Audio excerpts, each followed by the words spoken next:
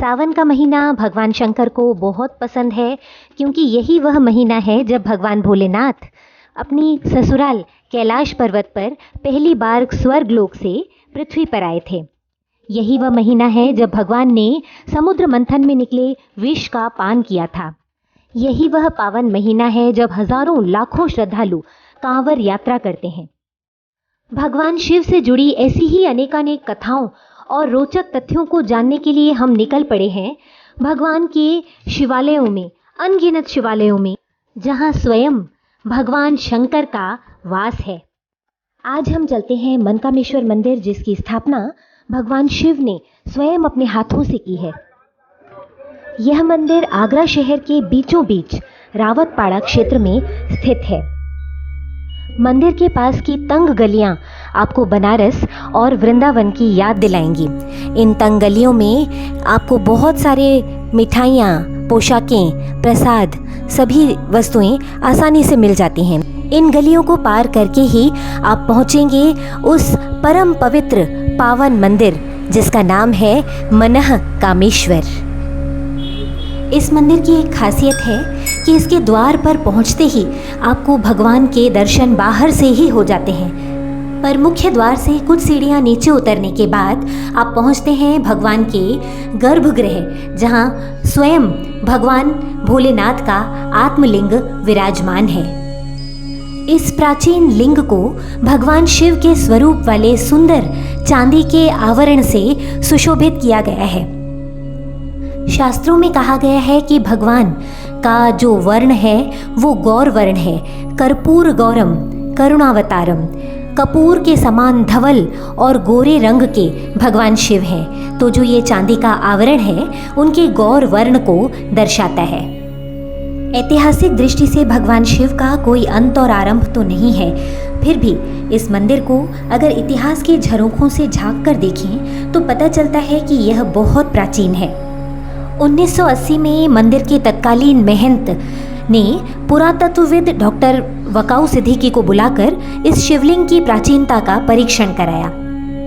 इस देवस्थान की स्थापत्य और मूर्तिकला का परीक्षण करके पुरातत्वविद डॉक्टर वकाऊ सिद्दीकी ने इस मंदिर में स्थापित इस शिवलिंग को 3500 वर्ष पुराना बताया है।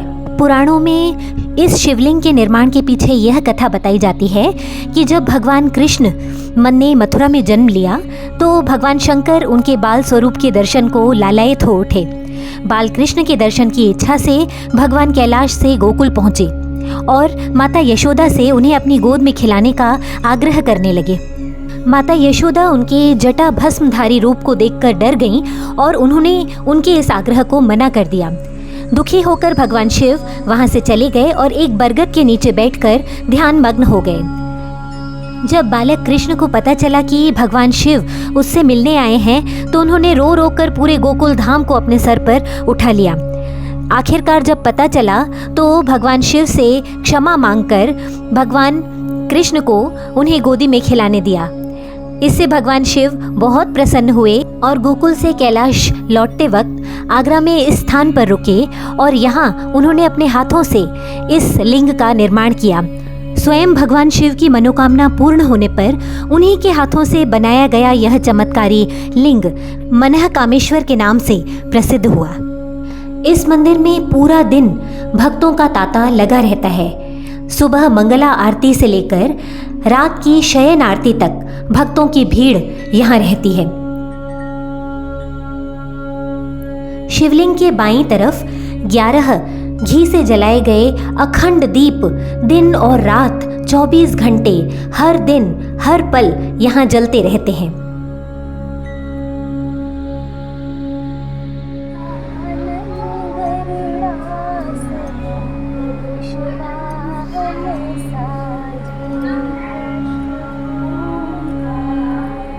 भगवान भोलेनाथ के भक्त बाहिनी तरफ इस दीप स्तंभ पर अपने दीप प्रज्वलित कर फूल और प्रसाद भगवान पर अर्पित करते हैं। मंदिर स्थापत्य कला का एक उत्कृष्ट नमूना है।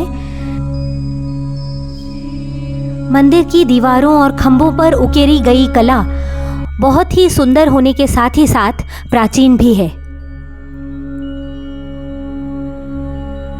मंदिर परिसर में मनकामेश्वर शिव के अलावा सिद्धेश्वर और ऋण मुक्तेश्वर महादेव के शिवलिंग भी विराजमान हैं।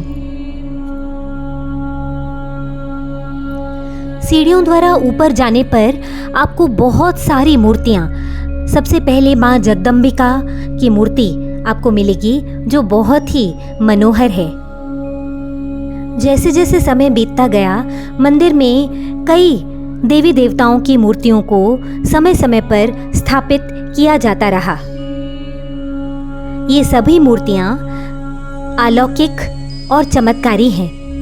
आपको इन्हें देखकर दिव्य शांति का अनुभव प्राप्त होगा। दीवारों पर भगवान शिव की विभिन्न लीलाओं का चित्रण भी किया गया है। इसके साथ ही रुद्रावतार कहे जाने वाले बजरंग बली की दक्षिणमुखी मूर्ति भी यहाँ पर है। इस मंदिर तक पहुँचने के कई रास्ते हैं।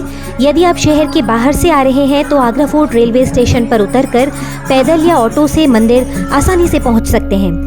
बिजली घर से पैदल यात्रियों के लिए रास्ता है जो आगरा फोर्ट रेलवे स्टेशन से बिल्कुल लगा हुआ है, और अगर आप आगरा कैंट रेलवे स्टेशन पर आते हैं तो यह 5 किलोमीटर दूरी पर स्थित है। और अगर आप एरोप्लेन से आते हैं तो फिर एयरपोर्ट से भी यह मंदिर की दूरी मात्र 5 किलोमीटर है। तो अब अगर आप आगरा आने का प्लान बना रहे हैं तो इस भव्य मंदिर के दर्शन ज़रूर कीजिएगा। मनकामेश्वर बाबा अपने यहाँ आए अपने किसी भी बच्चे को खाली हाथ नहीं लौटाते। जय श्री मनकामेश्वर नाथ की।